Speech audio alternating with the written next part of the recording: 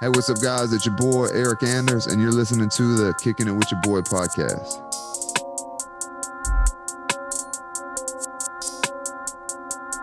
Had to step my game up. When you bring my name up, they gon' say I came up. They gon' say I changed up. Step my game up. When you bring my name. Hey, what's up, guys? It's your boy, and this is the episode number 6 of Kickin' It With Your Boy. My guest, Jason House, very close personal friend, my manager and manager of countless other fighters. Jason, how are we doing today? Doing good, man. Doing good. Thanks for having me. The man, the myth, the legend, probably the busiest man in the MMA game. I think Iridium has the most fighters in the UFC, and every time I'm looking at you or talk to you, you're looking down at your phone and trying to multitask and set and wheel deals, Like, yeah. How much sleep do you get? I don't think it's even possible for you to get very much sleep at all. Yeah, it's funny you say that. I've actually been trying to monitor it more. I got a Whoop app to kind of help me figure that out. But if I can get around 6 hours, I'm good. Man, the Whoop app, is that like the Oura Ring? It tells you your heart rate variability and stuff. Yeah, because it was kind of showing me that I was in the red a few times. Like, man, you're gassed. You need to get a little more sleep. Dude, I don't think that I have the Oura Ring, and I don't think one time I've had above a 70 score. And Really? and this is like the lightest week of training. You haven't even been doing very much. And I've gotten the most sleep, and it still is like you're 66. You got 17 minutes of REM sleep. Your heart rate variability is 25. I'm like, damn, dude, I'm about to die or something. So I try not I tried to. the ring, and so did Mick actually, and we both preferred the Whoop. Maybe give the Whoop a try. It really helped. I'm gonna check it out because, man, I can't. Every time it's the first thing I do. I don't open Instagram or Twitter or Facebook or anything.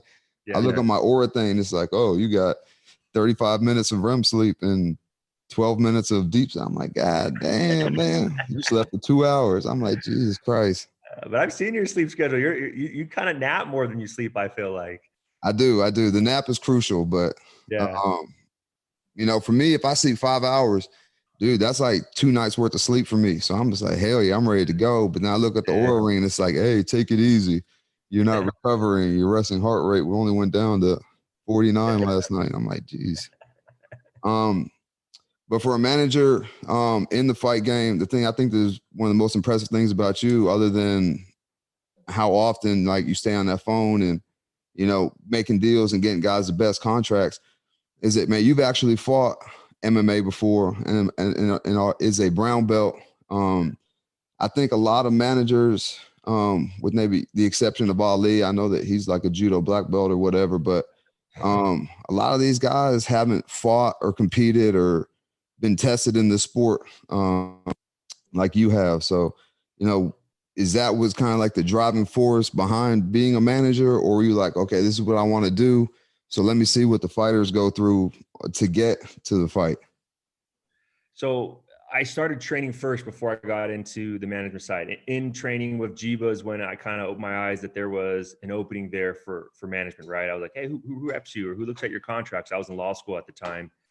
And so about 3 years after I'd finished law school and was involved with the company, I was at the gym one day and a promoter came by and he was like, man, it'd be really cool if you managers actually fought. I think it'd be a good experience for you. It was like me and one of the managers that was collecting tickets at the time for our guys. And I was like, you know what, I'll do it. And he's like, what, really? And I was like, yeah, it's a great idea. Like I should have to sell tickets. I should have to make the weight cut and just kind of experience what the fighter goes through. And that's kind of really why I did it. One, everyone loves to compete, but two, you want to understand what your fighter's going through. If you walk through their shoes one time, you can understand what it's like when you're trying to count money, trying to sell tickets, trying to make weight, going to practice, doing your daily job, because most fighters have a job while they're training as well as they're coming up. So it was a good experience for me to just kind of go through that. And jiu-jitsu has been something that's been a passion since I started. So it's easy to show up every day and train with the guys. Man, I've heard other fighters say that you don't need a manager, but man, when I'm getting ready for a fight, man, I'm not trying to do all that. I'm not trying to sell tickets. I'm not trying to sell sponsorships. I'm not trying to do anything other than fight. And to be honest, I think, this past fight when I went out to Arizona was the best, camp I've ever had. And it's because I wasn't picking kids up from school. I wasn't, my wife does a lot of stuff too, but man, I didn't do anything but train and fight. And I think it's like, dude, if you have someone doing all the extracurricular stuff for you, and all you do is show up, train, you know, eat right, cut weight, do what you got to do to get to the fight. Dude, the fight's going to be so much easier for you. Your mental capacity is going to be way different than it is when you're chasing, you know, your kids around and taking them to practice and doing this and doing that. Instead of that, I was sleeping, I was resting and, you know, recovering. So I think, I really feel the sport's a jealous girlfriend. She needs all your attention when you got a fight lined up. And I feel like the macros fight camp, right? Like you just nailed it. Like even if it's just 30 more minutes of a nap time, could make a world of difference for that next practice if you don't have any other responsibilities. And then I think the micros kind of fight week, right? Like how fight week goes, I feel it dictates a lot how the fight goes, right? If you got a good team with you that's kind of taking care of all the other stuff and making sure there's no bumps in the road, I feel like that energy is good heading into Saturday night. so with all the stuff on your plate, managing all these other fighters, man, do you ever get like burnt out, or like what drives you to be? Is that like a personality thing? Is it a choice? Because I know you're very, I think it's like type A. It's like the OCD. I see you running around your house, you know, cleaning up, like chasing people, cleaning up after people, and everything has to be in the right spot. And I could just see the stress and the nuclear bomb going off in your head when, you know, the vase of roses, you know, 2 inches to the left from where you put it in the morning. You know, when I was young, my dad kind of taught me like how you do anything is how you do everything. So I kind of look at it like how you take care of your car, your house is how you take care of your clients. So I think that's kind of like to be on, you have to be on at everything. That's how I look at it. But honestly, with you guys, it's not hard. I mean, because all of you guys are in a different part of your journey. And so there's a different excitement to everything, right? Some guys making his UFC debut, and that's freaking awesome because I've been with them and I've seen them fight in the regional show. Some of you guys have a big fight just in general in the UFC. You know, some are, you know, there's always a different scenario. So that keeps you passionate about it. I mean, yes, everyone needs a break. You know, I like to go out, spend time with my wife, went to California last week for a couple of days, got to train with my coach back home. So those things kind of recharge the batteries. But when you're helping others achieve their dreams, it's not really like a burnout, right? I mean, I'm excited to see you guys. I don't get to see you guys really only till fight week. You know, sometimes you guys come visit or we go to you guys, but it's kind of like seeing your friends and you're excited for this week's fights. Every week has a new storyline that you're excited to see play out. You know, another thing that I think separates you from other managers is you kind of, whether you're in the corner or not, you take the wins with the fighters, but you also feel the losses as well. Whereas, man, I've seen managers, you know, their fighter gets knocked out in like 10 seconds in the first round, but then they're out, you know, having a drink, having a beer, shooting the shit, having a good time after the fight. But you, man, I've seen you when guys take losses, like, man, you're in the house, you know, you kind of moping around. Like, for me, I think you have like a more like a bigger like connection with your fighters than most managers. So I know that, you know, when you're making these deals and whatnot, you're trying to get these guys paid the most. You're not just looking at it as a paycheck. You're trying to find the right matchups. You're trying to get these guys sponsorships and do all the things to make the fighter's life easier. And to me, I think that's just a rare quality in a manager, especially with as many fighters as you have on your roster. Yeah, I told myself the day that it doesn't hurt, I'll walk away. If that day comes, I'll walk. You know, and honestly, I always tell the story, but like that's how I knew my wife was made for this. You know, Frank Camacho got knocked out by Jeff Neal in Texas about 2 or 3 weeks before we got married. And I remember thinking like, dude, she's the one. She was devastated, Eric. She was crying, bawling. We had to leave the arena. Like she was just an absolute mess, like could not handle it. And I thought like, man, she cares this much. And that's someone you want by your side. It should mean this much. I don't think you should do it if it doesn't mean that much to you. If you can go have a beer and you're fine, something's wrong with you because this isn't any other ball and stick sport. Like if you lose, it hurts, like literally. And I just know how much work you guys put into it. And you were just telling me you left your wife and kids. And I know how much you get homesick when you leave them for weeks on end to get this win last fight, to work and to train. I mean, there's a lot that goes into this. This isn't just like, oh, we'll get him next time, bud, or, you know, next series we'll go. It's like, that doesn't really work. Or next at bat, you know, it's not like that like in other sports, you know? So it should hurt this much. If you care about it, it should hurt. Hey, what's up, guys? It's your boy, Eric Anders, and this episode of Kicking It With Your Boy is sponsored by Men and Nails. Man, it's time to start taking care of our hands and nails. Cut your nails. I think everybody felt that Frank Camacho fight just because anybody who knows Frank Camacho just knows what kind of like what kind of person he is, the kind of heart that he has. He's always smiling no matter what.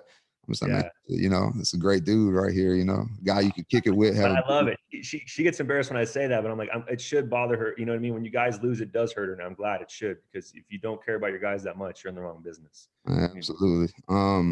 With that being said, like, what's like, out of all the fighters you had, out of all the fights you've seen, managed, cornered, what is like the most rewarding victory that you've seen a fighter get, whether like he was getting beat and then came back and had a rocky moment, knocked the guy out, like Grant Dawson against the Leonardo Santos dude a few weeks ago, or just like the odds were crazy against the guy and, you know, he went out there and took care of business?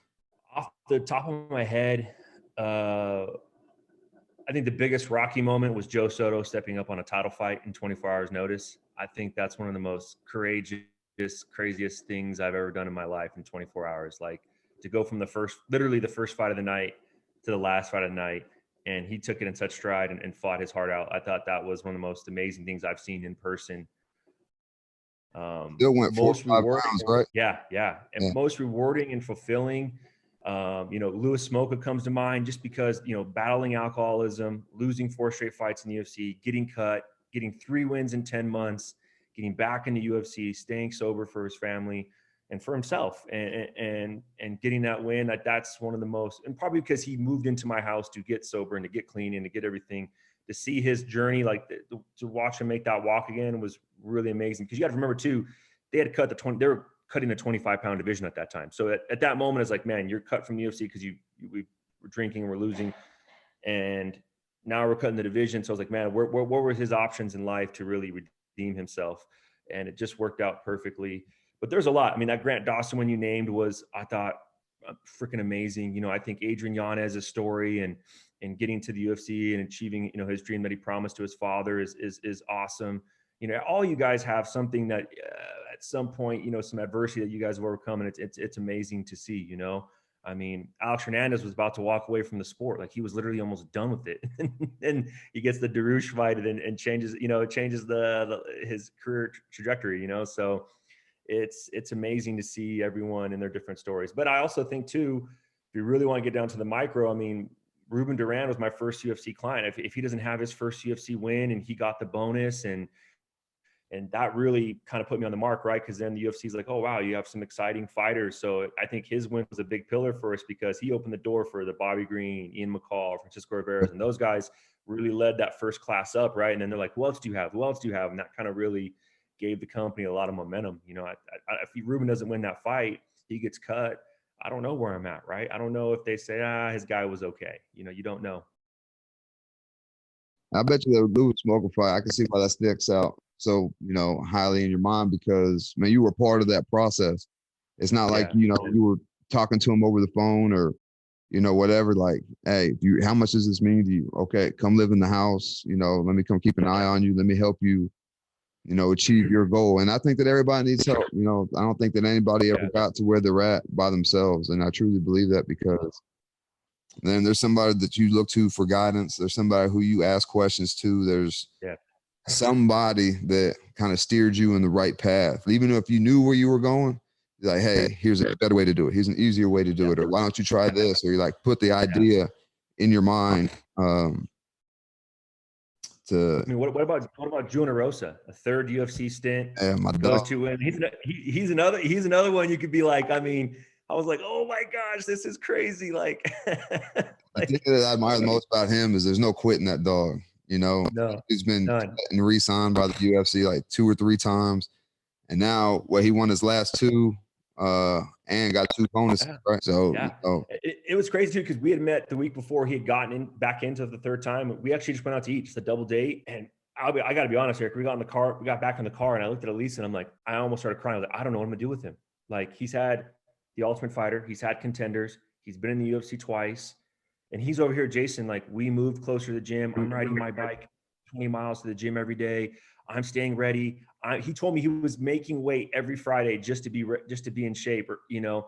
And I'm like, where are we gonna go? Like, there's no fights. It's a pandemic. It's COVID. PFL got canceled. Bellator wasn't up and running yet. And then the next week happened, and like one guy fell out, the next guy fell out, and there was Julian. I'm like, oh my gosh, he's gonna get this call right now. Like this is really gonna happen. And he was ready, Eric. He had his meds done, paper. I mean, he was a laser. He was on it. I was like, oh my gosh, like it's happening. Like he's gonna get his moment right now. In that dinner date, how many dick jokes did he tell you? Probably like 4 or 5. We took a road trip. Him, Julian Marquez, Casey Halstead. There were a few other people. Man, this whole ride from Vegas to California, all he did was talk about dicks. I was like, dude, what is wrong with this guy, man? But then I just realized that that's just him and that's his personality. You know, he's got a good sense of humor. I love being around him. Yeah, no, it's funny. Yeah, no, I'm not even gonna do that on the podcast. But if you could go back 10 years and change anything about your career, what would it be? Ooh, there was one fight at King of the Cage in San Manuel in 2010, so it's 11 years, a little farther back, and I was still working at Outback at that time to kind of fund the company. And I had bought this corner kit, nice old corner kit, because at the time they didn't have cornermen at some of these shows, and so I bought the gauze, the tape, and everything. It was like $400, Eric. I mean, I went out, the scissors, the whole.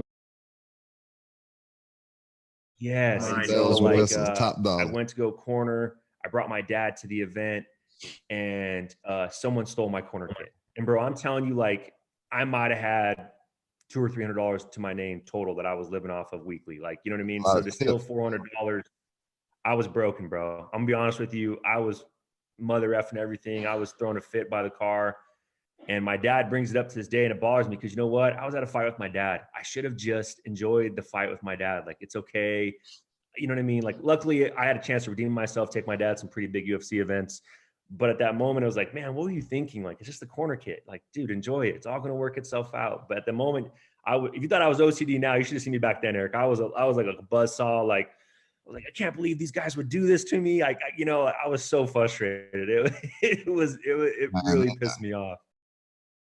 All right, so now I got some rapid fire questions. First thing that comes to your mind. Yes. Don't think too hard about it. Don't give yourself an aneurysm or anything like that. All right, so the first one is your biggest fear. To be forgotten. Ooh, legends live forever. The best purchase that you ever made. The best purchase I ever made? Yeah. First home. When I was writing this down, the first thing that came to my mind was a business license.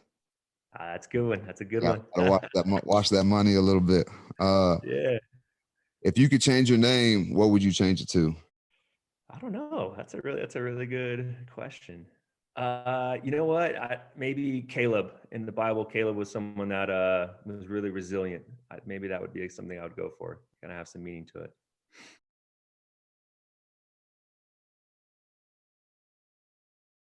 And the last one, what is the closest thing to magic?